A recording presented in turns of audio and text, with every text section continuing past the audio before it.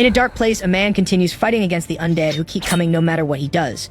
He knows this is the underworld, and that his body can endure it, but fighting endlessly simply makes no sense to him. He keeps cutting down hordes of undead and shouts that he is the king of humans, the hero of his people, and a damned saint compared to most others. Suddenly, a great red being appears, and the man calls out to the ruler of the underworld, asking what he wants with someone like him. The great being disappoints the king, while the man demands how he dares treat a king as powerful as himself in such a way. The ruler of the underworld finishes taking a drag from his pipe, calls the man an idiot, and asks if he has finally gone completely insane. He knows everything about him and how powerful he felt his entire life. He is the boy who could steal anything, the monk who kills, and the king who led his people into battle. Yet before him now, he is nothing but a worthless sinner. He is merely a man who went to war, a sinner who burned homes for fun, and who cut off a child's head simply because she refused to fight. Yes, he is indeed a king, but to reach that throne, he killed many people. Too many to count. So he should just keep quiet and realize this is his eternal hell, and that the ruler here is not him. He will only escape when all the lives he has taken are satisfied with his suffering. Until then, he will continue being torn apart again and again. The man screams, his mind barely grasping the fate that awaits him. Later, an official of the king of the underworld, Noming, is truly impressed by the king's incredible display of power and acting and remarks that he shouldn't keep repeating the same thing for 300 years straight. It will eventually lose its impact. However, Noming feels somewhat sad because he suddenly announces his retirement. Though he has a successor, Tilbo, there are still some flaws in him. The king thinks he is doing quite well for someone like him, but Noni reveals that many people there are struggling because of him. The king finds that natural, since sinners must endure terrible moments there in order to cleanse themselves of their sins. Eventually, they arrive at the underworld's palace, and Nomen comments that all he needs to do now is begin the judgment of reincarnation. The king feels a bit nervous, but thanks Noming for everything he has done for him over the years. He will not forget him even after reincarnating. Noming tells him it is good he keeps that promise. But when the king opens the doors, the talkative Noming is shocked to see a lush green forest before him. Noming remarks that the river around it should be flowing with blood, but now there is only crystal and water. Birds sing instead of sinners screaming, and the whole place now looks like a vacation spot. Naturally, Noming is furious at this sight, since Tulba was supposed to be in charge. But that fool is nowhere to be found. The cauldron that should have been filled with boiling tar and people simmering in agony could now be used for soup. Everything is filled with rainwater, and where is that bastard? Noming tells King Yeomra that he should turn back, since this place certainly isn't meant for him. Yeomra refuses, for he longs to reincarnate with every fiber of his being. Noming grows angry at him for thinking of reincarnation now, but Yeomra feels he deserves it. He worked tirelessly all these years, but if that wretch isn't here, he cannot move on to his second life. Suddenly, his vision begins to blur as Noming tries to say something to him, his entire being descending into chaos. But that is when Noming snaps him out of the trance and shouts for him to dodge. Unfortunately, the holy strike descending upon him still manages to hit, and God himself has come to make a request of Yeomra. He wants him to search for Tilbo, but Yeomra refuses, saying it is Tilbo's fault for having neglected them so much. Why should he go when his service is already over? God says something inaudible, which Yeomra dislikes as it is spoken in a commanding tone. But now he cannot reincarnate, for he is incompetent in every way. Yet now he is no longer one of his servants, for he has retired. Perhaps he has grown senile enough to forget, so if he could kindly step aside, that would be great. With enough energy, Yeomra manages to push God, who slowly closes the gate he created and returns to his place. But before it closes completely, Yeomra teleports to the gate and forces it wide open. He will not leave, for he wants to reincarnate, so he will find Tilbo. But he vows that one day he will pay for this. With that, he crosses the gate and is transported to the skies above the city. Yet when he falls to the ground, he realizes there is fire everywhere. And when some people start running toward him, he notices something else emerging from the flames: the dead. These wretches should be in the underworld, not here in human world. One of them manages to capture a little girl and prepares to eat her. But Yeomra instantly rushes at him and hurls him far away. He also smells blood everywhere. All the dead turn their gaze to him as he asks if they have gone mad. Was the underworld not enough for their tiny brains? For now they have committed a sin before him, one that is unforgivable. The deceased are beings that appear after a human dies. They are sent to hell by the judges and pay the price for the sins committed during their lives in the 8 hells. The souls that repent after receiving punishment are reincarnated into a new life. That is the rule of the dead. But Yeomra cannot believe they actually dared to rise to the surface. Naturally, the deceased probably cannot even hear him in advance regardless, just as Yeomra expected. But he will do as the ancients once did and strike them down into a second death. He keeps doing this until a small deceased one appears before him, which throws Yeomra into a furious state. He repeatedly smashes the face of the deceased into the ground until a cloud of dust rises and even the other dead stop in shock. Yeomra asks if they will not attack anymore. Perhaps they only understand violence. Suddenly, something sharp shoots out from the horde of the dead and flies toward Yeomra, who dodges the strike with agility. Noming asks if he is alright, but Yeomra is more focused on his next opponent. As the dead part to make way for him, he emerges from the fire with a human head in his hand and a wicked grin. Yeomra senses something different about this one, for his aura is unlike the others and a thick stench of blood surrounds him. As soon as he sees his next target, the new deceased drops his old toy and goes to claim a new one. Noming wonders aloud if they should just kill this rude bastard, but Yeomra has already made up his mind, which surprises Noming. The undead hurls his weapon again, and Yeomra wonders why he killed so many humans. Perhaps he is absorbing their vitality in the hope of reincarnation. Yet as he picks up his weapon and throws it again, Yammer notes that something like that should be impossible.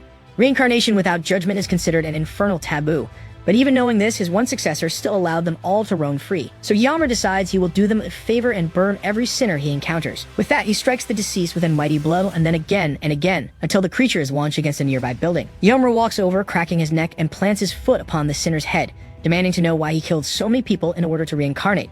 He had better have a good answer. Yammer keeps asking as he kicks his head, but the deceased seizes the chance to crawl from the rubble and attack. Yammer thinks there must be a reason behind all this killing, since he is far too weak for someone who supposedly absorbs so much vitality. Perhaps he overestimated him. The deceased picks up a stone and charges Yammer, who finds the plan ridiculous. But that is when several other dead rise from below and begin holding him down, allowing the other to grin as he slams Yammer's head repeatedly, laughing like a lunatic the whole time. Suddenly, Yammer slices his hand off with a single strike and asks, "Why did you stop laughing?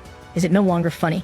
With his final taunt, Yammer unleashes the true fury of hell upon the sinner, whose flesh begins to burn as the attack continues and engulfs the entire area. Yammer climbs atop a building and looks back as the moon glows as red as himself. He asks the dead if they will now obey. All of them turn crimson and begin bowing before their true ruler. But Yammer is not finished yet. He still must punish them properly. He will first proclaim their sins. The sin of escape, the sin of chaos, and the sin of harming humans are all extremely grave sins, so he will sentence them accordingly. 700 years for chaos, 2,000 years for escape, and those who harm humans are sentenced to another 10,000 years. With the sentence given, he opens a portal to the place where they will serve their punishments. The lush green land confuses them since it doesn't look that bad, but Yammer tells them to get inside at once. He doesn't care how beautiful it looks or anything of the sort. Kicking them through, he announces that they will work on humidifying the place, which means removing everything green in the area by hand, of course. When the portal closes, one of the dead tries to say something, but Yammer shuts it in his face. Noming wonders what the deceased was trying to say, and Yammer replies that he was probably saying he will work hard now. Noming also announces that some other dead had been fleeing earlier. Should he chase them too? Yammer asks why he's only being told now, but whatever. Where did they go? Nomang says they went to something called a school. Inside this school, a woman and some students are trying to find an exit, but the hallways are filled with corpses. The woman, whose name is Lee Jiwoo and who is a gravedigger, tells the others they must find another path. One boy wonders if they're going to die, but the spoiled girl snaps, asking if Jiwoo isn't a gravedigger. Why is the hunter of the dead so weak now? She's seen other gravediggers before who had supernatural powers, but this one seems like just a normal person. Jiwoo explains that she hasn't yet found a corpse to lend her its robes, but she promises to protect them. There's no need to worry. Because of their pointless chatter, some of the dead appear and spot them on the staircase. Jiwoo tells the children to go up while she handles a single corpse.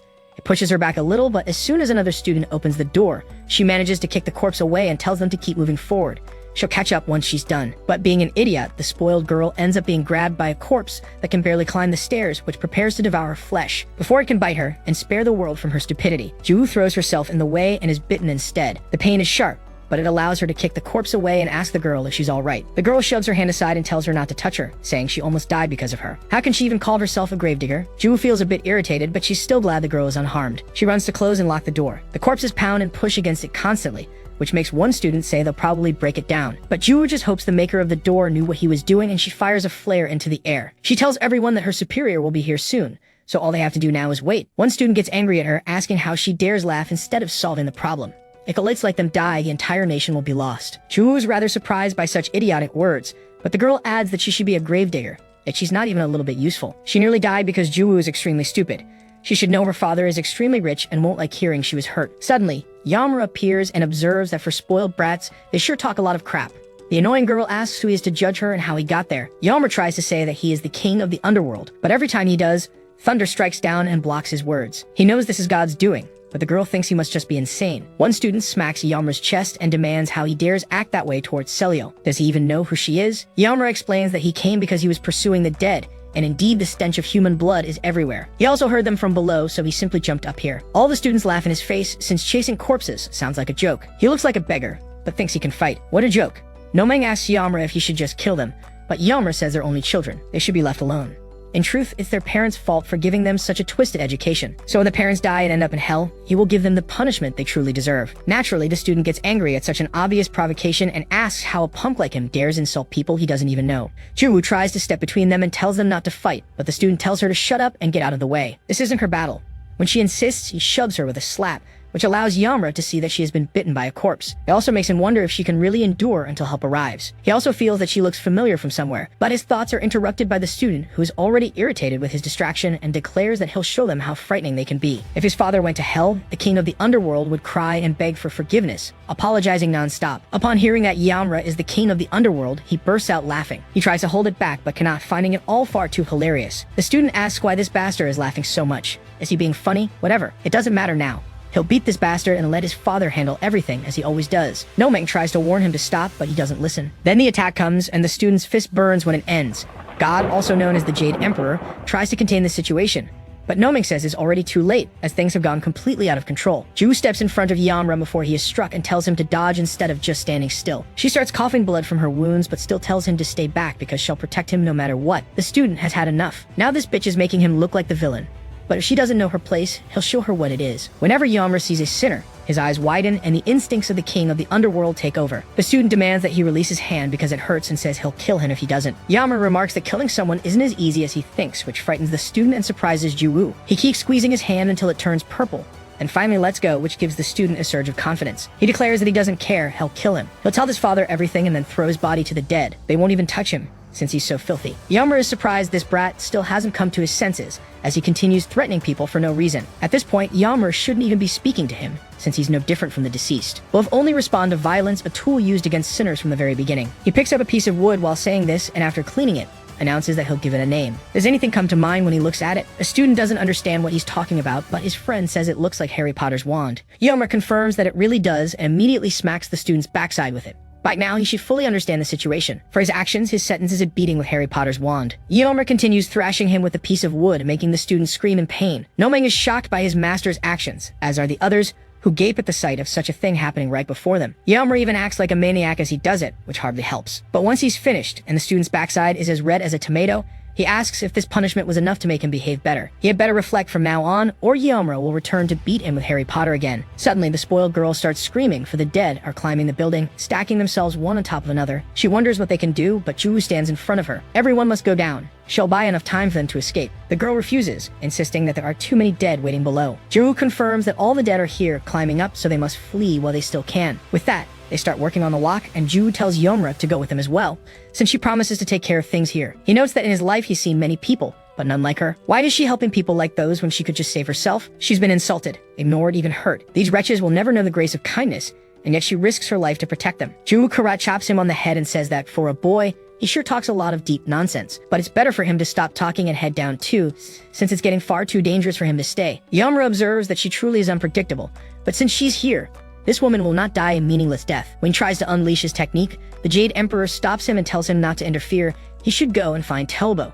Yamra asks how he can say that in this situation, and the Jade Emperor answers that he doesn't care whether she dies or not. He must not interfere. At that moment, the student slipped behind the door and shut it, with the boy who was beaten shouting that Yamra will be eaten alive. He never should have laughed in his presence. He'll die along with that useless woman. Yamra has had enough and tells Nomeng to take care of them, which Nomeng gladly accepts. One of the dead lunges at Yamra, but Ju jumps in first and shields him, even as she is bitten over and over again. Now he is simply confused. Why is she doing all this? Ju answers with a question of her own. Does he need a reason to protect people? Yamra certainly did not expect that reply and is deeply moved by it. Yet the Jade Emperor keeps insisting that he go after Telbo, even though he doesn't know where to search. The dead are running rampant and innocent people like this woman are dying. And still, he dares try to stop him. Yamra understands that all of this is meant to uphold God's rules, which are mostly good. But because of his negligence, many are suffering, so he will not stand idle while innocents are tortured.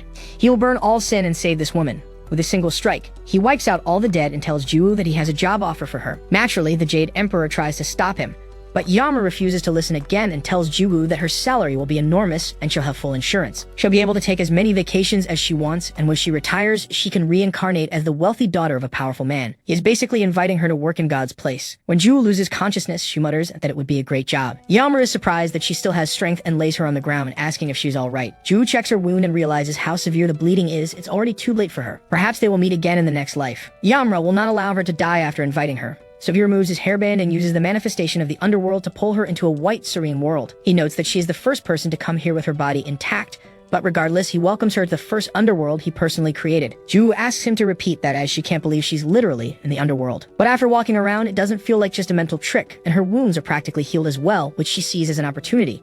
She asks to be officially hired as an employee, but also asks Yamra's name, since she still doesn't know it. Yomra says it's nothing much, just the king of the entire underworld, though she may call him Yomra, and perhaps she's curious about him now. Naturally, Juwoo is quite shocked to stand before the king of the underworld, certainly not something that happens every day. But Yomra pulls her out of her trance by asking her name. She answers, and Yomra ties his hairband around her arm, saying that now she has become like the gods. She will never grow old and see her grandchildren or die beside those she loves. She will only live forever. Juwoo simply likes the hairband because it's pretty and asks what exactly it is. Yomra would like to answer, but when the sky suddenly turns red, it seems someone's about to appear, so he decides they better move. Yomra explains to Juwoo that what she holds is a thread of fate. If she doesn't keep it with her at all times, she won't be able to survive here, no matter what. Juwoo asks if they'll be separated if she doesn't have it, and Yomra confirms that, in a way, yes, she would probably have her head cut off in an instant. Eventually, she wakes back in the real world, where a colleague named Minho is desperately trying to wake her. He's extremely relieved when she finally opens her eyes, since she hadn't stirred at all. Minho keeps talking, but Juwoo's mind is elsewhere, wondering if what just happened was real or not. She asks how she got there as she stands up, and Minho explains that they received her emergency signal, and thanks to that, there were no casualties. Right now, they're dealing with the dead in the area, as she can see. Juwoo asks about the students she was protecting, and Minho explains that they're fine. They were all hiding in a classroom. But there was something strange about them. He doesn't know how to explain it, but some seem to have a sticky substance on their bodies, as if something large had licked them. She's quite surprised to hear this, and Minho admits it sounds strange. But while he continues speaking, Juwoo looks down and thinks of Yomra, since the thread of fate is still in her hand. That means what she experienced was no dream. As she reflects on what to do, a person named Park approaches and asks if she's alright. Juwoo says she is and thanks her for the concern, but Park tells her to shut up, saying she only cared because of that ability of hers. And besides, she had better not be late to work tomorrow, even after all that's happened. As always, Juwoo lowers her head and accepts it. Minho shows up and pats her shoulder lightly, telling her not to take Park's words seriously. She truly was worried, so much so that she ran over as soon as she heard Juwoo might be in danger. Juwoo believes it was only because of work, but Minho doubts it. With that, Juwoo is escorted to a taxi, and Minho wishes her a good night's rest. In the car, Juwoo thinks of the children she saved, glad they are safe, but also looks at the thread of fate and remembers what Yomra said. If she loses it, it's over. While she wonders what exactly it is, Noming suddenly appears beside her and comments that now she's in direct contact with the underworld. She screams so loudly the car jolts, and the driver asks if she's okay. Juwoo covers it up by saying she saw a bug, but then whispers and asks who that weird little ball is. Noming introduces himself as Yomra's advisor, and Juwoo asks if other people can see him. Noming confirms that normal people cannot, but when Juwoo tries to use honorifics with him, he complains that it's too cringe. They should just speak casually. With that settled, she asks where Yomra is, and Noming explains that he's with the students she mentioned. However, if he went personally, things might already be over for those bastards. Juwoo remembers Yomra's manic behavior when punishing that student, so she tells the driver to change the route. She'll pay double if he drives fast. In a needlessly large building, Yomra wonders how many seconds it would take him to bring down the structure. Well, that means the sinners can't escape so easily, so it's not entirely bad. He sees a man passing through the automatic door and notes that their behavior is quite interesting. As he walks toward the glass, the man tries to warn him that he's about to hit a literal glass wall, but Yomra simply pushes with such force that the glass cracks and eventually shatters, allowing him to enter the building. The others are shocked, since no man could do that to the highest quality glass in the country. Yomra understands why they're afraid, but he only wants them to hand over the sinners. Now, naturally, everyone flees at the sight of him, but a strange woman is unfazed by his arrival. In fact, she seems quite pleased to see that he has such energy. Is this man truly the king of the underworld? It is then that Yomra notices her and simply watches. His gaze, however, does not last long, for he instantly teleports to her without anyone noticing and begins staring at her with a confused expression. Now she knows he is the king of the underworld, but why is he staring so intently? She asks if there's a problem, and Yomra points at her, asking who she is. The woman laughs and comments that his attitude hasn't changed at all.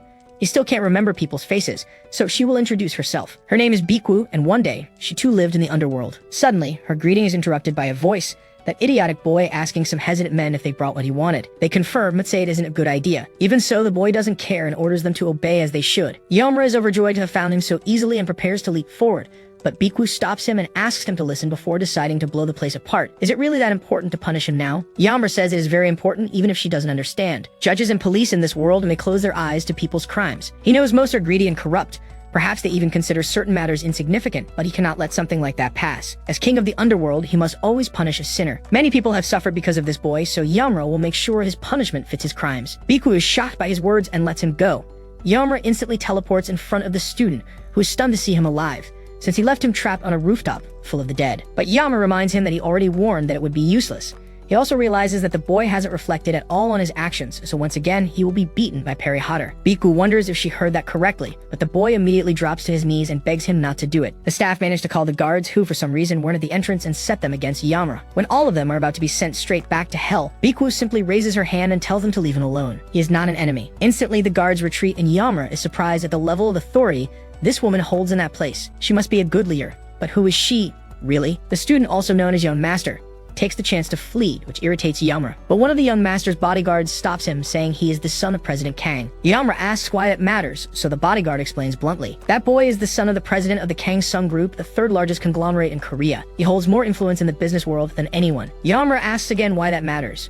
Seeing that this fool won't understand, the bodyguard grabs him and tries to slam him against the wall, but he can't even make him budge. He struggles desperately to knock him down, but even with all his strength, Yamura doesn't move. Yamura asks if he really expects him to view that boy in a better light just because he's the son of an important man. Is he really that stupid? The bodyguard wonders what kind of beast he has just provoked. Yamura remarks that money is not power, so he should stop spouting nonsense and return to his post. But the man probably thinks it's fine to commit crimes just because he has influence. This is like when a sentence is reduced because someone is deemed physically or mentally weak. But unfortunately for him, this is not that kind of world, or he probably doesn't even understand. The bodyguard tells him not to think he can do whatever he wants, because he knows how to use power too. He begins ripping his shirt, and before anyone has to censor the scene, transforms his body into steel with an ability called Iron Fist, which lets him move much faster and strike Yamura with a double blow. It allows him to push even further and hit Yamura with such force that he is hurled away. Believing he has won, the bodyguard starts showing off his ability to absolutely no one because of his small ego. But that's when Biku says it's a shame, because in addition to being a complete loser, he's also an idiot. Oh, and you should probably look behind him. That's when Yamura instantly teleports behind him and remarks that he has just become a sinner. The bodyguard still has time to turn and see a fist flying toward him, which connects, but Yamura notes that he is more resilient than he first appeared. The bodyguard asks how he is still standing after what he endured, but insists he won't let him rise again. He tries to strike Yamura with everything he has, but Yamura easily dodges all of the blows and wonders why he is wearing a shroud. Humans really are good at coming up with the craziest things. Tired of him, Yamura kicks him in the face and then spins into a flying kick that lands squarely on the bodyguard's ugly face. He has finally reached judgment. For his first punishment, he will have to survive this punch, though Yamura does not recommend it, as it may leave him with a broken neck. The bodyguard admits that he is completely outclassed in every category: strength, speed. Just who is this man? One thing is certain, this is no human. The blow drives the bodyguard's head into the ground like an ostrich. Biku expected nothing less from Yamura, but she senses something has changed, as if he is weaker than before. Suddenly, he calls her name and asks why humans use shrouds, since those are garments of the dead and should never be worn by mortals. Biku tells him not to worry so much, it's just a form of protection for everyone. It's been more than 20 years since the dead arrived in this world, and at first, humans truly struggle to protect themselves. Yamura asks if they cannot fight without using shrouds, so Biku explains that humans are far weaker than the dead. When they cross the river Styx, they are bitten by monsters and forced to run for hundreds of years to avoid being crushed. Some plow the land with weights no human could lift. The more criminal a sinner was in life and the longer he serves, the more superior he becomes to humans. However, some of the dead chose to repent and lent their shrouds to humans. That is how humanity gained the power to fight back. Most become something called gravediggers and battle any dead they encounter. But like this foolish bodyguard, they can also choose a far more selfish path. Yamura makes a strange face as though he doesn't understand, but Nomin explains that the shroud was an inevitable choice. She should get straight to the point, since Yamura is hopeless when it comes to explanations. Biku is very glad to see him and asks how long it's been since they last met. Nomin says about 300 years, but Yamura asks why she's acting as if they know each other. Has she been going to the human world without permission? Noming is shocked he doesn't recognize her, but Biku comments that it has indeed been a long time. Even so, Yamura still doesn't understand who she is and assumes she's just a normal human. Seeing that the fool isn't getting it, Biku asks who the woman standing there is. Ju introduces herself, and Biku is surprised to see she's human and a gravedigger. No less. What is she doing here after all? Noming says it's a long story, but for now she's in circumstances similar to theirs. Biku pities her, but Yamura says she doesn't need pity since she's been hired to work in God's place. Though Biku should reveal who she is, since perhaps he'll hire her too. With that, Biku explains that she is the 12th honorary sign, Axis, and her role was as Tilbo's assistant. They move into another room, and Biku tells Yamura she doesn't know how hell ended up that way. She simply appeared there, as if she'd been teleported. Yamura asks if she knows where Tilbo is, but she doesn't, which makes him shout in frustration, since he thought he had finally found that bastard. Biku apologizes for not being helpful, but Yamura says it's fine, since this is more about Tilbo than anyone else. Still, he wonders how things reached this point. He has yet to confirm if something truly happened to Tilbo, but all this chaos makes him think perhaps Tilbo orchestrated it on purpose, which is hard to accept, since it would make the situation far more complicated. Biku realizes he may be lacking information, so to compensate, she has been working hard on many fronts, and she is certain this piece of paper will help him. Yamura observes that she must be very good at her work, and asks if she wants a job in the divine workplace. She refuses, but she understands he wouldn't want to work there either. Biku changes the subject and asks about Juwu, since she hasn't seen her around for some time. Yamura explains that she was sent on a simple mission, her first one in fact, so it shouldn't take long. Right now, she's chasing the young master through the city with a magic wand, leaving people around them wondering what's going on. When Yamura gave her the task, he handed her his magic wand, which made her beg him to stop thinking about beating that student. But he told her she was the one who almost died because of that bastard, so he was doing her a favor by letting her handle it for him. She agreed and asked what she was supposed to do with it, and since Yamura was being called by Biku, he'd rushed the explanation. Her task is simple: She just has to shout like this while swinging the magic wand. She's doing it now, yelling things like "burn the sinner" and other words that make the student run even faster, but it's extremely embarrassing for her. Now she understands why that woman pitied her, and too ashamed to look, she bumps into someone and apologizes repeatedly. But when the person turns around, it turns out to be Park, who immediately scolds her for not resting as she was ordered to. She quickly apologizes for her behavior, but Park pulls her back and says they'll deal with that later. Right now, she needs her help. Ju asks what she must do just as a strange figure with a wicked smile walks down the street beside them. Park reveals that they need to take care of this guy no matter the cost. Ju asks if they should subdue this dead one right now, but Park refuses, saying he will flee if they go after him, since he is a master of escapes and tricks.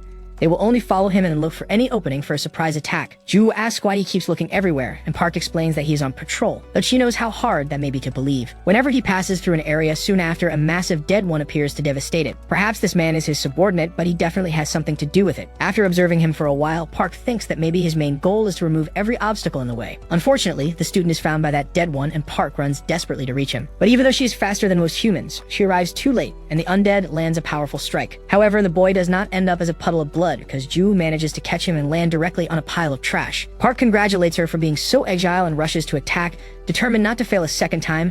No matter what, he will pay for his sins.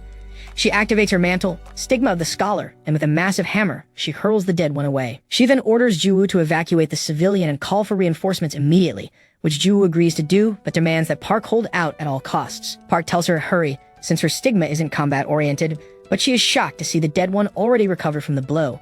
She can't afford to be surprised and must dodge the attack at any cost. She trades strikes with him to slowly escape his range, but the undead wasn't even aiming at her. He wanted her weapon first. When he gains the advantage by making her float, he lands a punch, though she still manages to hit him with her hammer. Even so, the attack seems to have no effect. Park realizes that if she doesn't touch the ground soon, she won't be able to strike with more force and will be at that bastard's mercy. Suddenly, the dead one activates his own mantle, a phantom bat, and grabs Park, slamming her against the walls repeatedly before leaving her embedded in one. Believing it's over, he prepares for the finishing blow. But at that moment, someone knees him hard. That someone is Ju-woo, who came to the rescue. Park asks if reinforcements will arrive soon, and Ju-woo says she contacted someone and he'll be here shortly. Park insists this isn't an ordinary dead one, since he can use mantles, and they'd need at least 2 level 1 gravediggers and several of lower levels to defeat him. And yet Ju-woo was such a complete idiot that she dared to call only one person. Ju-woo dodges the dead one's strike and defends herself, saying they won't die, at least not in this life. Park wonders what nonsense this idiot is spouting, but she also notices that Ju is much sharper in combat. Maybe that red thing really is some kind of mantle. The undead is wounded, but has had enough of their attacks, so he retreats before crouching down and beginning to circle Ju repeatedly. Park warns her to be careful, because he's about to use his ability. Indeed, the dead one turns invisible, as he possesses the skill of stealth. Ju desperately tries to figure out where the invisible dead one is, but she finds out soon enough when he strikes her from behind, leaving her barely able to block. It seems the dead one is using a hit-and-run tactic, disappearing as soon as the strike is over, forcing her to search for him again. She can only predict, and when she looks behind after hearing the wind shift, the dead one is actually at her side and lands a successful blow. He vanishes once more, leaving Ju completely disoriented, unsure where to even look. On top of that, the bell hanging from his ear throws her off as well, probably on purpose. Could she even win a fight like this? Suddenly, Park warns of an attack coming from 3 o'clock, and sure enough, Ju manages to dodge completely, something the dead one does not appreciate at all. Ju asks Park how she knew his position, and Park explains it is the ability of her mantle, Enigma of the Scholar. Anything she strikes at least once can never escape her vigilant gaze. Park says she will guide Ju in this battle, and all Ju needs to do is trust her. Ju agrees immediately and even closes her eyes to show how much she trusts her. Park seems touched at first, but soon starts yelling at her because doing something like that is extremely idiotic in a fight. Does she want to die? Ju quickly apologizes, and Park notes she has watched far too many movies.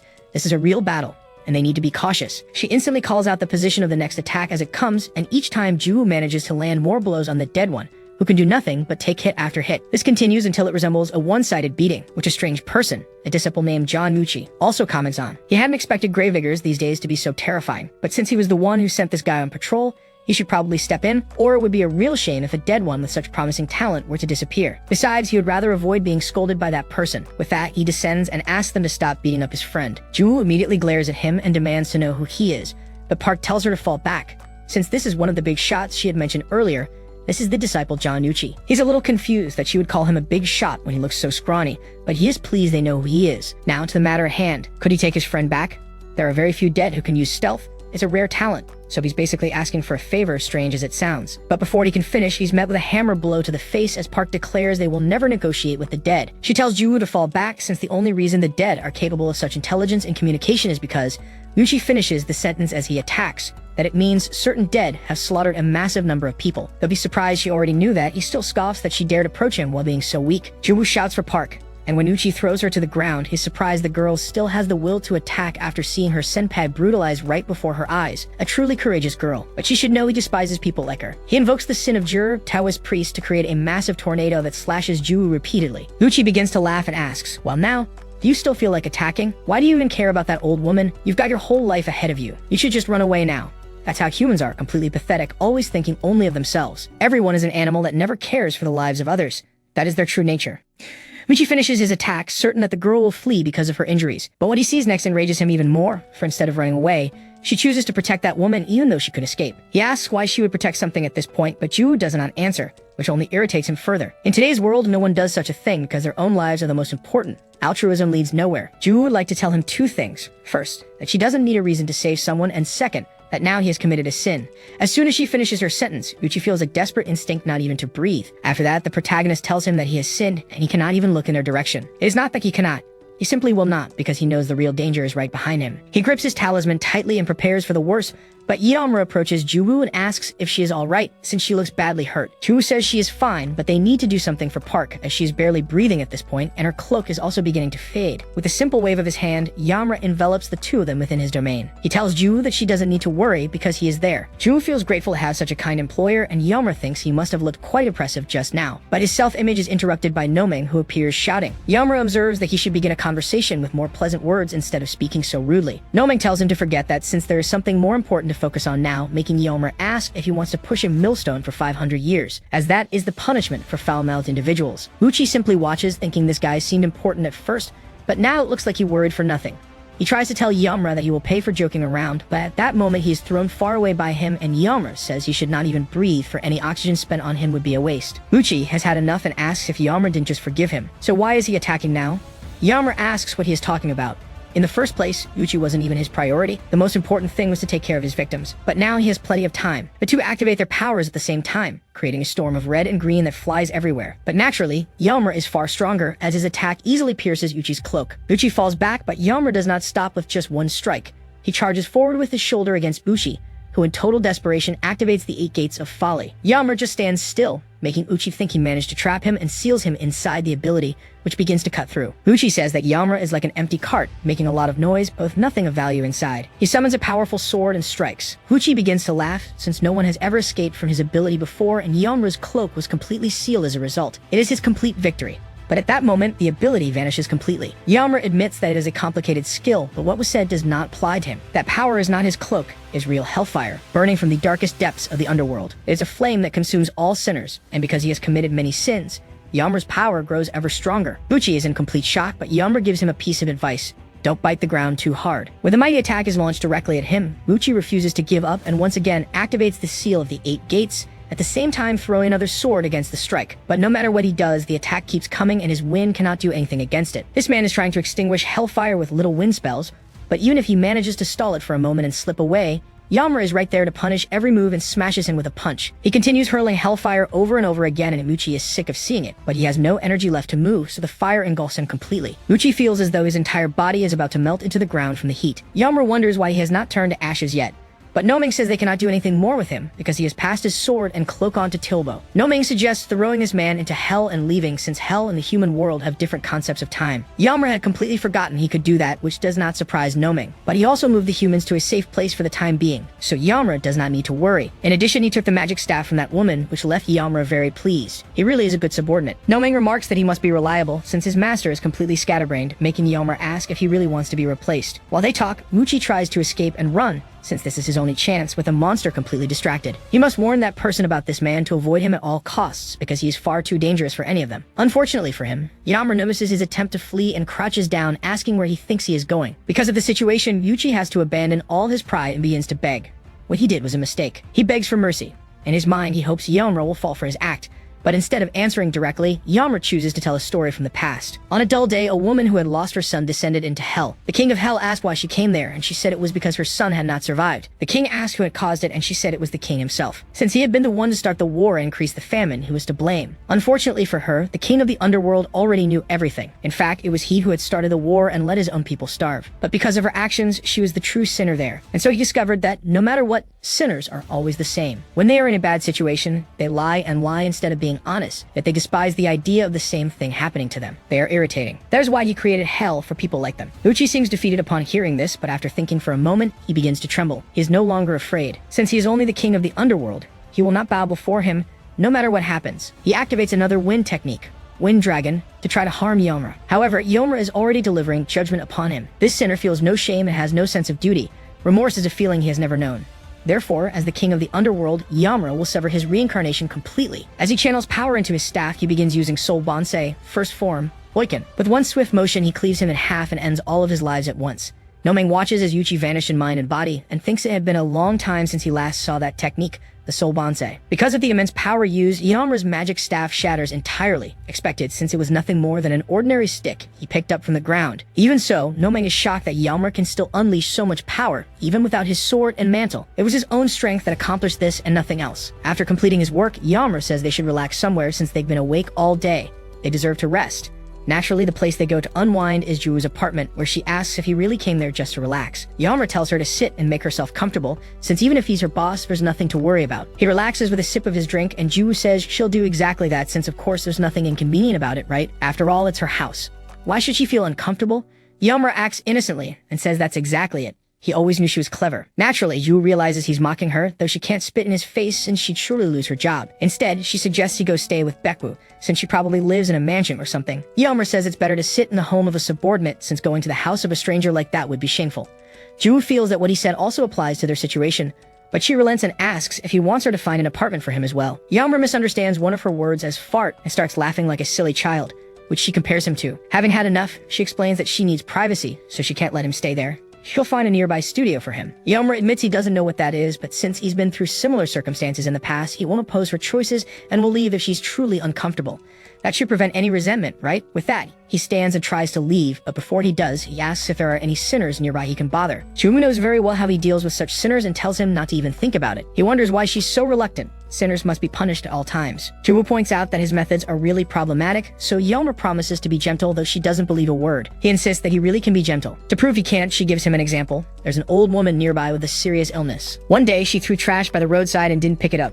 What would he do to her? Yamra says she should be thrown into a cauldron of boiling pitch, which makes Juwoo scream, sparking a heated argument with both failing to understand the other's point of view. The quarrel escalates until they're acting like cat and dog, while Nomeng just observes like the beleaguered owner of the two.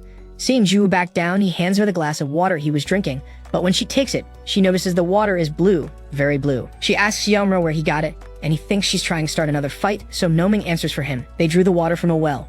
Juwoo assumes the worst, and Yamra remarks that now that every home has a well, they must really be living well. Juwoo rushes to the bathroom and indeed finds that blue water is coming from the toilet, nearly making her faint on the spot. Yamra and Nomeng approach, and in a moment of pure comedy, she explains that the water there isn't drinkable. While she explains the situation on top of the toilet, Yamra sinks deeper and deeper into despair until both he and Nomeng collapse on the floor. After this disaster, Yamra is given pajamas and starts crying over what he's done, but Juwoo brings real water and says that since things have come to this point, she'll have to take care of him, so they might as well live together. Yamra is surprised by her change of attitude and shrinks back embarrassed, but in return, she wants her salary doubled, if possible. Yamra looks at her, and she resembles someone he once knew, who wished to be born as a human in the next life. For that reason, he stands and asks if she descends from a god. Juwoo doesn't understand what he means. What does it mean to descend from a god? Yamra thinks it's simple and demands an answer, but Nomeng is exhausted by his nonsense, since his idiocy is resurfacing. He barely remembers people's faces, he's always been forgetful. Hasn't he thought that maybe he just confused Juwoo with someone else? Yamra denies it, saying he truly feels the remnants of a god within her. Nomeng steps closer and tells him to think properly. The person he must be thinking of is Kangrim, but she was completely different from this mortal woman. Does he even remember what her voice sounded like? Yamra says he'd never forget, but after a silence, Nomeng realizes he actually has. He doesn't blame him for it. Yamra has always been like that, but this woman's name is Juwoo. If they're going to work together from now on, he should at least memorize her name. She's surprised that Noming remembers her name, which means he was paying attention. Even though he's grumpy most of the time, he's quite kind. Yamra asks how he can be so sure she's not Kangrim, but Noming says it's obvious. Kangrim was 10 times better than this woman. She had a certain charm, right? As soon as Ju hears that, she flips the bottle upside down and delivers the punishment Noming deserves. His screams can be heard even from outside. At night after dinner, the three of them are in bed, with Yamra sitting on a blanket he really likes, since he's never lived like this before. Noming agrees, it's much better than what they had in hell. Yamra says humans are really doing well these days, and he feels a bit envious of their lifestyle. Ju gets up and asks if they like the human world that much, and they confirm, since even the food she cooked was delicious. Again, Noming agrees, and the two of them try to remember the name of the soup until they settle on Mr. Kim's soup. Yamra hadn't expected humans to eat that sort of thing so casually. Noming notes that the food was full of the joys and sorrows of an ordinary man named Mr. Kim. When the two of them praise it, Ju's face twists in horror since what she served was kimchi soup, not Mr. Kim. But she doesn't correct them. She's far too tired. After chatting a bit, Yamra and Noming seem to share a single brain cell and come up with a brilliant idea. They immediately stand and tuck Ju in, since she must be exhausted after so much effort. She wonders what got into them all of a sudden, but Yamra just tells her to relax. It's not every day the King of Hell tucks you in, so just take it easy. After putting a face mask on her, the two of them try to sneak into the kitchen, but Ju warns them. If they try to sneak any meat, she'll know. Yamra and Noming's faces fall at that, and she's shocked to see that they really were going to do it. They have absolutely no self-control. Ju just stares at the ceiling, thinking about everything that happened that day. She met Yamra. She was transported to hell twice. She captured dead ones with Park's help, and even when she was wounded, her injuries healed when she went to the underworld. That makes her ask Yamra something. If someone enters hell for the first time, are any wounds or illnesses healed? Noming says humans improve when they enter, but Yamra notes it's different for the dead. Ju wonders if, by continuing to work with him, she'll be able to see someone who's already died. Yamra stands and asks why she wants to see more dead people, so she explains she wants to see her parents. She wasn't able to protect them before, and she still feels deep sadness because of it. Noming immediately says she can't, she's human. Humans have limits on what they can and cannot do. But when he tries to tell her to give up, Yamra smacks him so hard he faints instantly. Ju asks why he did that out of nowhere, but he tells her to be quiet. Noming's just sleeping. They can't wake him now. Ju says he's the one who put him to sleep and tries to revive him, but his soul starts drifting out of his body, leaving her even more terrified. Yamra recalls what she said earlier, that she didn't want to lose anyone else, and says that's what she was talking about. Well, since she has a generous personality and a good heart, he has a proposal. If she helps enough in the search for Tilbo, he will allow her to see her parents. Ju is stunned by his words and asks if he really promises that. Yamra confirms, and she says now he can't back out. If he does, she'll go to hell. Yamra says he's already been there, so it wouldn't change much. But she doesn't even listen, already celebrating with Noming's floating soul. Yamra feels a bit happy seeing her so joyful, which means he needs to find Tilbo quickly to keep his promise. Elsewhere, an imposing figure demands that someone repeat what they just said. The one speaking is Yuchi, who bows and says that his alter ego was completely destroyed. It seemed as if his soul had been torn apart. He also discovered the name of the technique that interferes with the soul. Solbanse. Since there's only one person he knows capable of using that ability, there's no doubt Yamra has resurfaced and he's probably coming for them. The imposing voice belongs to Tilbo, who stares at Uchi upon hearing this. Uchi suggests that he sent him some dead ones so he can put an end to that bastard Yamra, but he doesn't even finish the sentence. He's blown apart instantly. Tilbo says he was truly arrogant, and it was pitiful to disrespect the king of the underworld. He summons someone named Gaianwu and orders him to take the other dead, since they must hasten the plan. Before Yamra regains all of his strength, the 12 Zodiacs must attack him and stop him. The sword master, Gaianwu, confirms he will fulfill the order. The next day, Ju receives a call from Bikwu, who apologizes for calling so early, but wanted to know how Yamra was doing. Ju goes to check and sees him barking at a little white puppy. That's because they say white dogs ward off spirits. Bikwu nearly goes deaf from Ju's screaming and notes that he seems fine. Ju apologizes for the interruption and asks her to say what she wanted. Bikwu explains that she wanted to inform Yamra about the new objective, so Ju shouldn't go to work today and must assist him instead. On top of that, she should do one more thing for Yamra. His fashion sense is outdated. That's why they are now at a shopping mall, buying stylish clothes for Yamra. He's surprised Bikwu thought of it, but he can't lie. The clothes are quite comfortable. Human technology really is incomparable. Ju wonders if they're going to the right place since he seems to be heading to a department store, but Yamra confirms. It was written on that paper. Ju had forgotten that Bikwu handed it to them and only now sees there was writing on the back as well. She must live a very frugal life. Yamra comments that to live well, one must save diligently, and since the environment is a precious resource, they should recycle everything they can. Ju hadn't expected such an answer from the King of Hell, but she's also curious about what kind of paper it is. Yamra explains it's just from an ordinary book, the one that records human deaths. Ju knows what that is, the Sang Sobu, a book that records lives and people.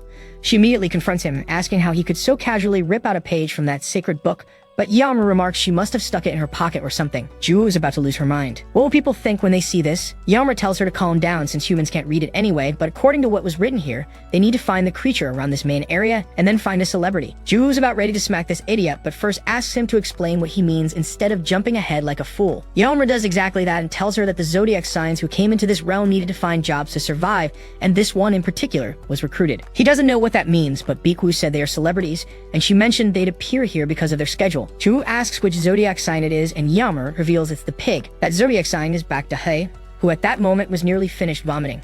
She suddenly gets a call from her manager, who asks if she really is that stupid. She had explicitly told her not to eat during the recording, yet she keeps doing it again and again. Can't she realize this? She's on the right track. She needs to take care of herself and her image. Dahat explains that she threw everything she ate into the toilet anyway. A certain melancholy fills her mind as her manager praises her for doing so, but she knows that everything she's doing is the right thing for her. Dahat knows. That's all she can do anyway. With that, the manager ends the call. She can't believe that idiot did it again. She can't control herself. Almost like a pig. A delivery man asks if he should leave the clothes they ordered there, and the manager immediately shifts her tone, recognizing him as an employee of CH Company and telling him to leave the clothes on the table. The boy leaves after doing as told, but notices her attitude and doesn't know what to say. A man who could easily be mistaken for a canon asks what day he said, but the manager doesn't even want to start. She never listens to anyone. And what if they end up on the streets again because of her mistake? He should say something too. The canon says he won't let their money run out while simultaneously losing a bet, which makes him hungry, and he notes they should go eat. As they head out, Dahav stands in front of them, and the canon notices he's disappointed to hear she ate again. Dahav apologizes again, but the canon says it's fine as long as she doesn't do it again. But now she must wait here while they return from their meal. Dahav gathers courage and asks for a bit of food too. She promises she won't eat it now. She'll do it after the filming.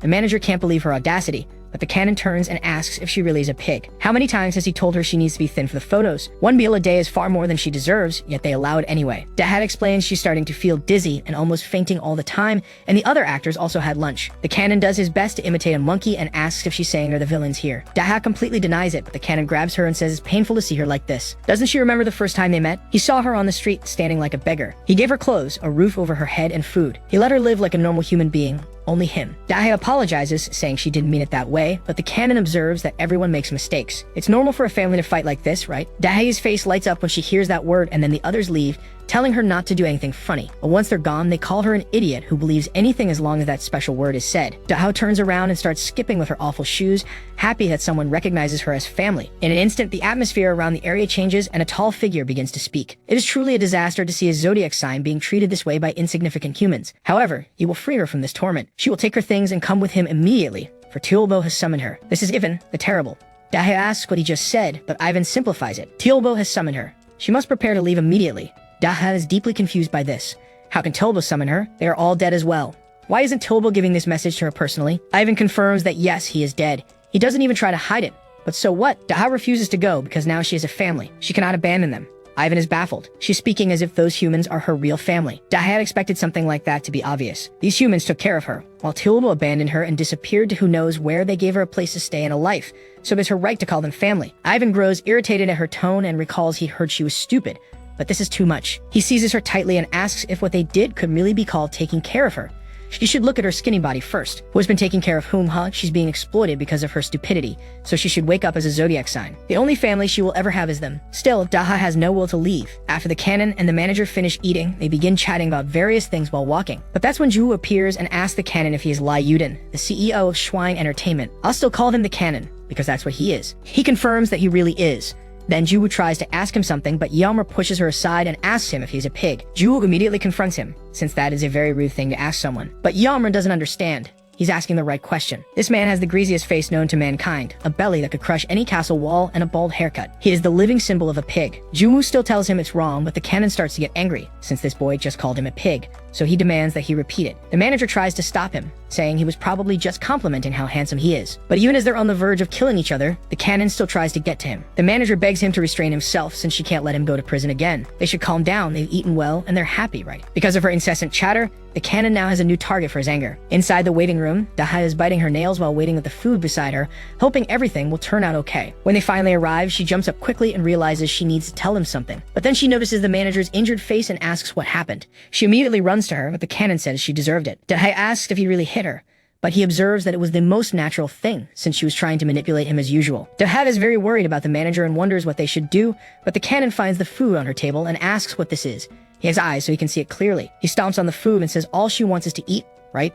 Like a damn pig. Daha is wounded by his words, but still runs up to him and tells him to flee because all of this was a test created by a very evil person. She knows she can't explain it well, but you should trust her. She even calls him father, which makes the cannon strike her to the ground. He doesn't want to be called father by a gluttonous pig. Ivan emerges from the other room, eager to see that he now has justification. He is someone who cannot control his emotions and unleashes them on others, whether physically or otherwise. He also has a tongue that deserves to be cut out and thrown to the dogs, but as he had already told Daha, someone like him could never be part of another's family. He seizes his fat head and asks what he thought would happen if he kept living this way. Even if Evan hadn't come, only hell awaited him, and he would suffer like the pathetic scum he is. He tells Daha he will kill him now, and she will let go of her earthly desires. He will also deal with the woman, but when he turns to check, he sees Ju holding her and asking what they're going to do now. At the same time, Yamra holds Daha and says there's no need for questions. The victims always come first. As soon as Evan asks what they are doing, Yamra takes a deep breath and yells for Ju to run, but she wonders what they'll do with the one being held. Yamra just stares at her and declares that this particular piece of trash will be properly disposed of. He even orders them to put the sinners down, but Yamra says he doesn't want to. Ivan clarifies that he doesn't mean for him to capture them. They will come here immediately. Yamra asks why he would do that, since Ivan himself said he'd do something to them if they did. Ivan has had enough and starts charging at him. Yamra thinks he needs to stay composed because even though Ivan is trying to look agitated and furious, he's constantly glancing around for a way out of his dilemma. But why is he still holding that fat one in his arms? If only he could hide Daha, he could fight, but even then, innocent people would be caught up in it. He urges Daha to wake up while Ivan tries to strike him. An attack Yamra manages to dodge, but the doubt about what to do still lingers in his mind. How can he fight without causing collateral damage? Ivan knows he'll just keep running, so he won't give him a choice. He'll force him. He hurls a slab of pavement directly at a mother playing with her child. Yamra can't reach her in time, but Ju can. She grabs the slab, using the momentum to throw herself out of the way and collide with a nearby wall. The mother wonders what just happened, but soon everyone receives a message on their watches. A disaster alert has been issued as a dead presence has been detected and everyone must evacuate quickly. The mother finally understands what's happening and tells her daughter not to cry as she calmly evacuates. Ivan is irritated that he couldn't hit his target because of that undertaker, but Yamra must have seen his message, right? If he dares to run, he'll kill the humans. The only thing he wants is that zodiac sign, so they better hand her over. Yamra isn't even listening. He's just relieved that this idea triggered the alarm, which gives him a little breathing room. Ivan tells him to listen, but that's when Yamra simply leaps, letting Ivan follow and attempt to strike him with an attack he couldn't possibly avoid in midair. Yamra agrees he can't dodge it, but neither can Ivan. He summons the manifestation of hell beneath them, driving them both into the underworld, and Yamra easily blocks Evan's attack. Nomeng also appears and recognizes this bastard. He's Evan the Terrible, isn't he? A man who lived his life with the fury of lightning. His father abandoned his first wife because she couldn't bear children, then took another woman who gave birth to Ivan. The archbishop wasn't pleased with this conduct, so he cursed his bloodline. His son would be wicked from the very beginning.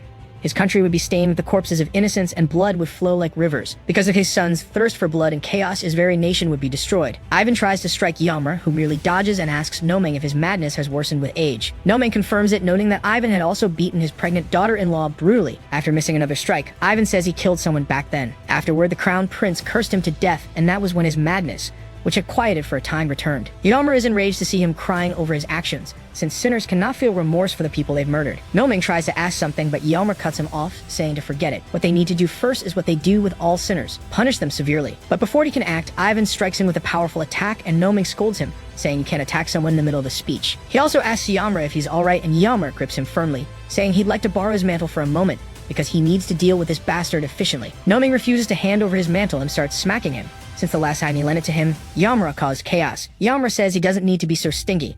He'll only use it for a minute and then give it back. Nomeng knows he's a forgetful idiot, but his mantle has a side effect. When he tries to explain what it is, Ivan attacks again, making Nomeng shout at him, asking why the hell he's attacking, and right in the middle of him talking too. Ivan just strikes again, saying not to lower your guard when there's a lion in front of you. To spare everyone further embarrassment, Yamra hits him before he can say anything more, though Ivan didn't expect such speed. He tries to speak again, but that's when Yamra punches him, bouncing him across the water. Ivan begins charging his power and wonders what this guy is, since he certainly doesn't seem human. There's nothing he can do in this situation except use all his strength. He starts gathering power with both hands, but Yamra doesn't move, making him wonder what the reason is. Anyone could guess he's preparing a massive attack, but that bastard simply won't budge. That's when he understands. He tries to speak again, and Yamra punches him. Nomeng understands as well.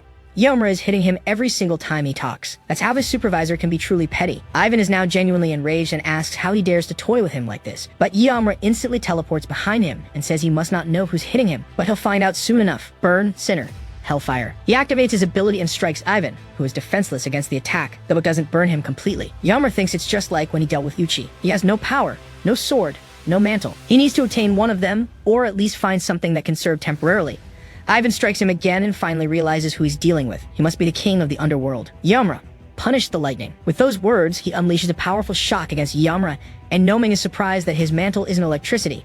It's lightning. Ivan uses the momentum to strike Yamra directly in the stomach and asks what he thinks now. It must feel as if every fiber of his being is burning. No matter how tough he is, being struck directly by lightning isn't something easily endured. Yamra is also surprised that his mantle truly was lightning, but he laughs in Ivan's face, because this actually makes things much easier. Ivan is shocked to see that he suffered no damage at all, so Noming says it's a shame he had to face Yamra. Lightning doesn't work on him. He may be the weakest version of himself right now, but Ivan won't be able to do anything. Ivan has had enough and unleashes strike after strike, but Yamra just relishes the sensation of his muscles loosening as he walks through the assault. Since Ivan deserves an explanation, Yamra says he adapted to lightning. His former employer was an extremely abusive man, and he got used to it after being struck so many times. He probably won't understand with words alone, so he'll show him. He asks the Jade Emperor to unleash his best strike against him, but nothing happens, so Yamra calls him a senile old man, which causes angry bolts of lightning to rain down on him. At the mall, Ju finishes arranging a few things and tells Biku, who had also come there, that almost everything is ready. Biku thanks her for the help, since they finished much faster thanks to her. Ju says it was nothing, and that she should be the one grateful, as she never expected her to arrive so quickly. Thanks to their efforts, the civilians managed to evacuate safely. Biku asks if Yamra is fighting that dead one right now, and Ju confirms it. They both went to the underworld so he could deal with him. Biku can only imagine what that place looks like now, but then asks if she found the pig, Daha. Ju says yes, they did, but Biku is worried, since she had met her a few times in the past as well, and even then, Daha never listened, even when Biku suggested another workplace. It seems she must have a family to support. Ju thinks about that word, remembers what Cannibal did to her, and her expression darkens. She says what Daha has is not a family. She only believes those horrible people are her family, but everything will be fine because Yamra is there and he won't let any sinner escape. While the fight between Yamra and Avon continued, Cannonball couldn't believe what he was seeing, and he also thought himself lucky that the bastard dead man had thrown him aside. If he hadn't, he would have been caught in that attack and probably killed. He then called for Daha, who was in total shock and could barely do anything. He grabbed her and demanded to know where they were. She should tell him everything she knew. Dahai only called him father, which enraged him again. He had already said he didn't want to be called father by a pig, and how much longer would they have to pretend they were a family? He hated her deeply. Half the time he could barely understand her because she stuttered constantly. Was she going to answer the question or get the same treatment as the director? Those bastards behind them came from her world, they were connected to her. So why was he dragged into this as well? It was all her fault.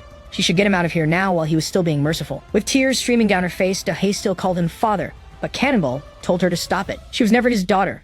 Not for a second. The Jade Emperor's strike makes Even faint instantly, and since Yomra was finished with that sinner, he turns his attention to Cannonball, noting that he never understood his actions from a logical standpoint. But why is she enduring all of this? Cannonball jumps behind her and threatens to snap her neck if he takes one more step. Yomra asks the pig what she is doing, making Cannonball think he's talking to him, but he confirms he isn't. He's talking to her. She is one of the 12 zodiac signs. Why is she accepting this unjust treatment from that fat man? Dahai greets him while avoiding eye contact and says it's been a while since they last met. Yamra asks what happened all this time. Any help from her would be welcome right now. She doesn't say a word, making Cannonball think of a different method to guarantee his safety. He tells Yamra he wants to negotiate, that he'll hand over this useless piece of trash if Yamra lets him walk out of here. She does everything he says anyway, so he'll just order her to go with him. All Yamra has to do is leave him alone. Isn't that a win-win situation? Suddenly, Ivan rises from his stupor and comments that he's never seen such arrogance. He spits out whatever comes from his gaping mouth without thinking of the consequences. A mere human dares. Out of everyone, he'll be the one to shut that filthy mouth, because that zodiac belongs to Tilbo and to no one else. Cannonball has the audacity to shout back. That girl is his property, his bargaining tool, and no one else's. Ivan calls him a fool, one who expects everything to go his way without even knowing where he is. As the two yell louder and louder, Dahal can only tremble and cry. Suddenly, Nomeng interrupts the shouting match and asks Ivan if he really just said Tilbo. He warns him not to speak that name so casually, or he will be severely punished for it. Nomeng's aura begins to swell as he demands to know if Tilbo really sent him. Ivan doesn't understand. Wasn't this guy just a pet? Yomer stops him from unleashing literal hellfire upon Ivan and reminds him of the most important thing in every mission. Nomeng knows he must focus on the victim. He apologizes for his sudden actions. Yomer crouches and tells Cannonball to step back a little because he wants to speak with Daha. Cannonball says he won't move an inch unless Yomer lets him leave, but Yomer seizes him and explains that if he hears one more word out of him, he'll rip out his tongue, hang him upside down, and use his rotting guts to decorate the halls of hell. Cannonball pisses himself upon hearing this, and Yamra simply tosses him aside. He steps closer to Daha and asks why she wants a family. She explains that there's no way to have something like that in hell, and since humans seem happy because of it, she grew envious. She thought that if she got a family, she would be happy, but now she knows it was an extremely foolish thought. She will never again consider anyone family, no matter what. Yamra gently calls her name and asks if she wants to reincarnate with him as family. Dahai asks if what he's saying is really true, and Yamra confirms that it is. If they hold hands like this and reincarnate together, they will become a true family. Doesn't that sound much better than what she is now? Dahava starts crying even harder upon hearing this and asks if it would really be alright. Yamra says of course it would, but they must make a promise to seal it forever. He stands and extends his hand to her. and she promises as well. She hugs him afterward, deeply grateful for what he has done. Yamra embraces her back and says that from now on, they will rely on each other. Out of nowhere, Daha begins to glow red, and Yamra's heart glows too as she takes on a new form. Noming never expected her to open her heart completely. Her destiny, once written with Tulbo, is now transforming into a bond with Yamra. Ivan can only watch as this happens until Cannonball crawls up to his leg and says you must need Daha. He'll hand her over if Ivan gets him out of there. Ivan is ready to crush his head right then and there, but Noming tells him to wait. As soon as possible, Yamra will decide his fate. The black flame surrounding Daha grows even stronger, and Ivan finally remembers what Tulbo had told them. Bring the Zodiacs before Yamra regains his power. But now it seems he has failed his one task. Once the bond is successfully established, Daha emerges wearing a beautiful red dress and is now a direct subordinate of King Yamra. Now even understands what Tulbo was afraid of as he can feel Yamra's power rising. In a moment of desperation, he thinks he must do something and gathers every ounce of strength into one last strike, believing they will both die here. He charges with impressive speed, but Noming calls him a fool who doesn't understand what it truly means to become a subordinate. Daha and Yamra are now bound by fate, and she receives a portion of his divine authority. In return, Yamra gains something incredibly powerful, a mantle. Its very activation makes even regret ever being born. The true ability of this mantle is Chanya, the devouring field. Ivan now understands who he has been fighting all this time. He understands who the true Yamra is. Now he knows why Tulbo dares not disrespect his name. Now he knows he will suffer an eternity in hell. After the ability consumes Ivan, Yamra releases it and calls for Noming, who immediately bows before him. He tells Noming that the man he just devoured was one of Tulbo's subordinates. He's going to tear through him a bit before casting him into hell. But while doing so, he must extract any information about that bastard Tulbo, because it seems he's plotting something unexpected. Noming says to consider it done. Things like that are his specialty after all. Yamra then approaches Cannonball and apologizes for making him wait so long, but now it's his turn to be judged. So he should be a good little sitter and keep quiet. He grabs his head and he immediately starts screaming, saying he wants to speak with Daha. All he wants is a chance to talk to her, just one. Yamra throws him in front of her and he immediately begins apologizing at her feet. He had been too harsh on her for too long, and if things kept going this way, something horrible would happen. He is begging. He swears he will never hit her again or speak cruel words, so he pleads with all his might for her to spare his miserable life. Yamra asks what she wants to do, and Daha decides to forgive him, because even if he treated her badly, he still took care of her. Cannonball asks if she would really do that for him, and she confirms it. She forgave him. Cannonball goes to Yamra's feet and says that since she forgave him, he'll let him go now, right? Unfortunately for him, Yamra's gaze makes it clear what will happen to this fat man. He seizes him and says he simply doesn't understand. Just because he was forgiven, he's happy. Cannonball argues that forgiveness means reduced punishment. Yamra says that just because the victim forgave him, doesn't mean the pain he caused will disappear. The crimes he committed will remain forever in the victim's memory. If forgiveness truly erased every crime, it would mean he could simply oppress the weak because they would forgive him. Unfortunately for him, he doesn't operate like humans, and even though he doesn't know everything about them, he will not allow a single sin to go unpunished. He slams him to the ground and announces that the Punisher never forgets a sin. He will deliver his judgment, and since this sinner's tongue is sharp and his body often wounds like a blade, until that blade is completely worn down, he will climb the mountain of thorns without using arms or legs. After that, his guts will be perfectly torn apart to serve as decoration. Rest and shit, Cannonball. You'll be forgotten in about 3 minutes. Eventually, Yamra appears back in the real world, and Juwoo, who had been patiently waiting for him, notes that he took longer than expected but asks if everything went well with Daha. Yamra, now with a weary expression, says it was resolved. Juwoo notices his face and asks about it, so he explains that when he delivers judgments like that, even he eventually runs out of energy to continue. In response, Juwoo gives him a fish-shaped pastry she bought and asks if it's good. Yamra asks where she got it, and as they leave the mall, she says there's a shop just ahead. Thanks to Biku, who gave her some extra time, she was able to buy it for him since she figured he would be hungry. Yamra watches her as she hops along the sidewalk and says he worked hard today, so they should wrap things up and head home. Yamra finishes his pastry and also hops along the sidewalk, smiling at the simplicity of human life. In Biku's office, her assistant says they detected dead activity in 5 locations across the country.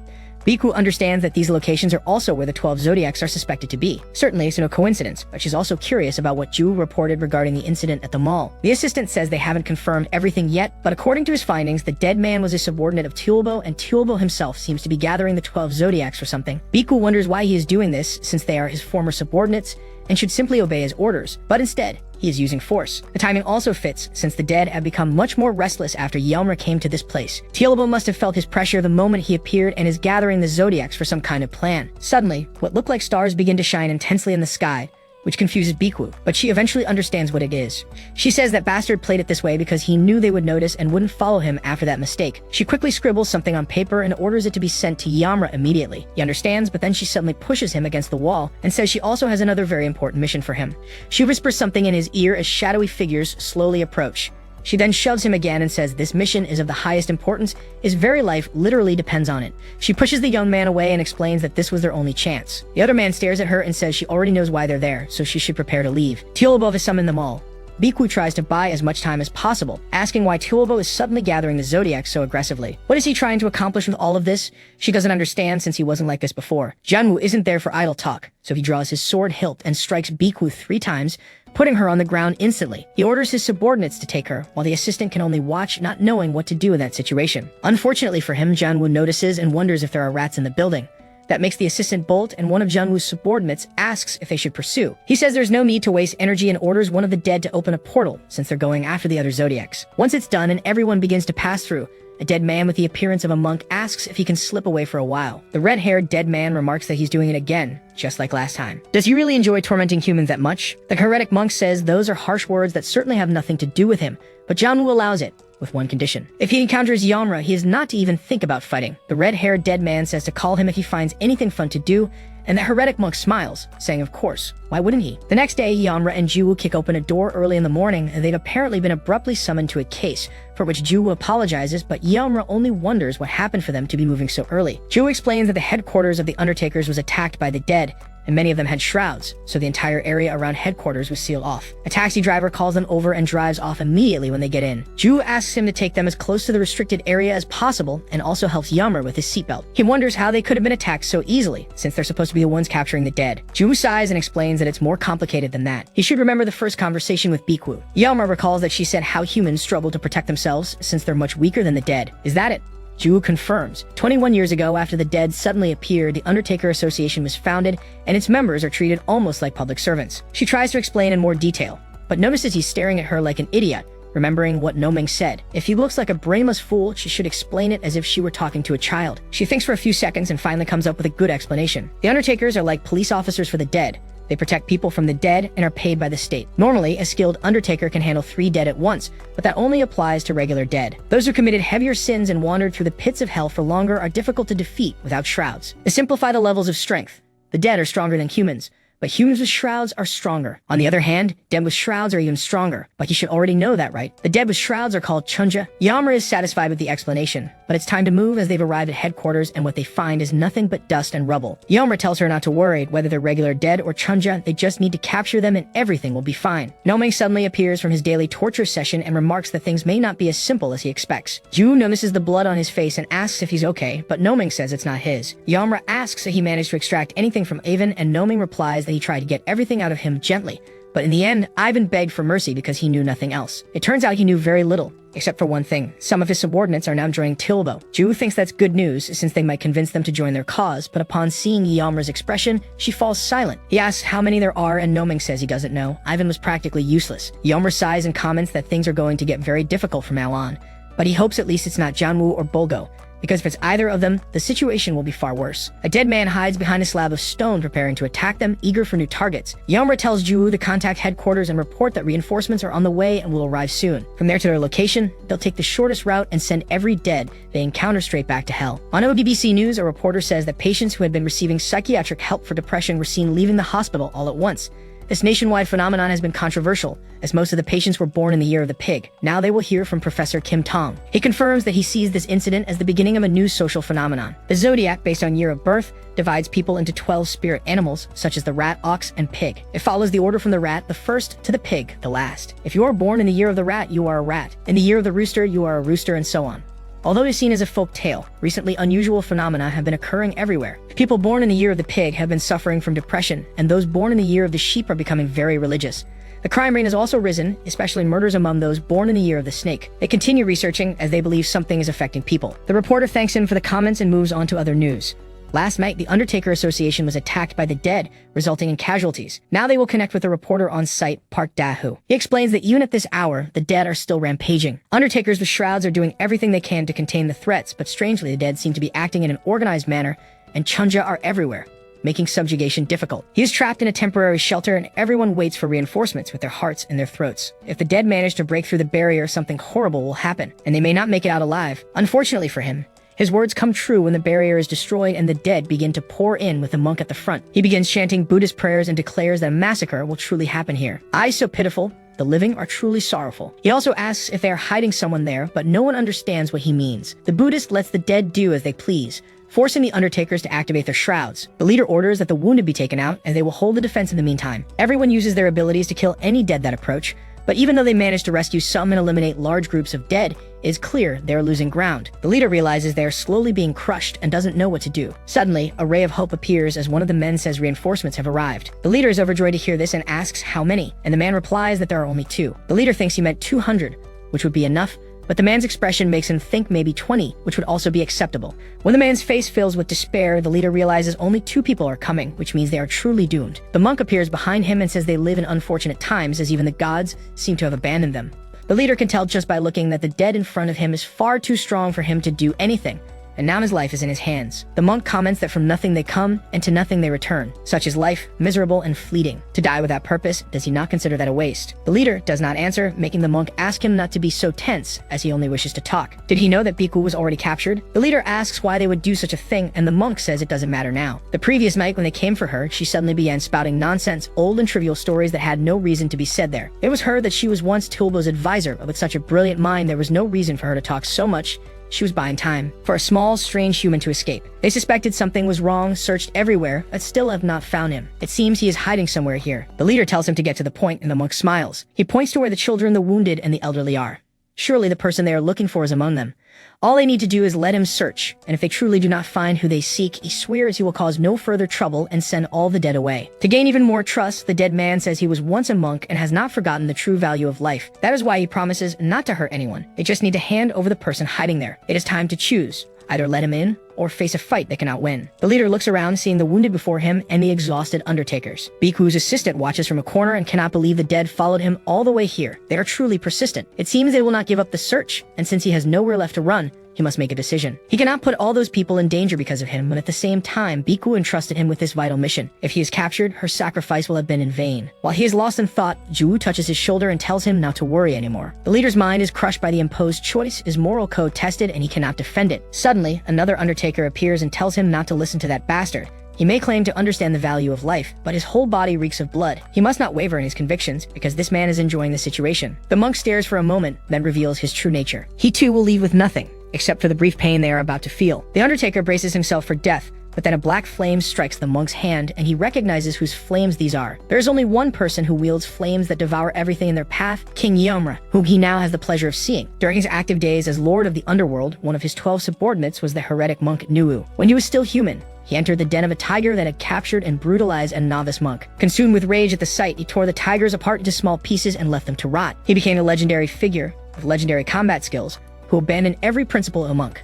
Nomeng looks at him with disgust, never imagining he would actually join Tilbo. Yamra asks what he is doing here, and Niwu remarks that he has grown splendidly since the last time they met. It seems he has been enjoying retirement quite well, hasn't he? Yamra does not give him the satisfaction of a reply, so Niwu says he looks sharp now and wonders how he found his advent, his coming into this plane. Yamra bristles at the petty mockery, but Niwu insists he is just joking, only happy to see him again. A small jest seemed appropriate, though he never expected Yomra to have a new subordinate. The trials he must have faced with her must have been great. Nomeng dislikes how casually this bastard speaks in Yomra's presence, but Niwu replies that it is only natural, since they are enemies now. Still, he will ask out of pure curiosity, can't Yomra just let him go and forget he was ever here? Yomra says he should not even dream of it because he will tear him apart and throw him into hell. There he will uncover everything he knows, no matter how long it takes. Niwu is pleased to see that he is still the same Yomra as before, but warns that it will be he who brings him down. Nomeng calls him insane. Does he really think he has a chance against Yomra now? Niwu knows what he said, but there is a saying he often told his juniors. You'll never know unless you try. With that, he fills his lungs with air and begins shouting as loudly as he can, so that all the Chenja will hear. The mighty king of the underworld has appeared to seize their present. If he keeps growing stronger, and if they dare allow it, he will become an insurmountable obstacle to Tilbo. Now, while he is at his weakest, this is the moment to strike and end his life. They will begin the mission to subjugate Yomra. As soon as he slams his staff into the ground, hundreds of Chenja appear around him, and Niwu tells Yomra that if he dies in this battle, he hopes at least he can be reborn in paradise.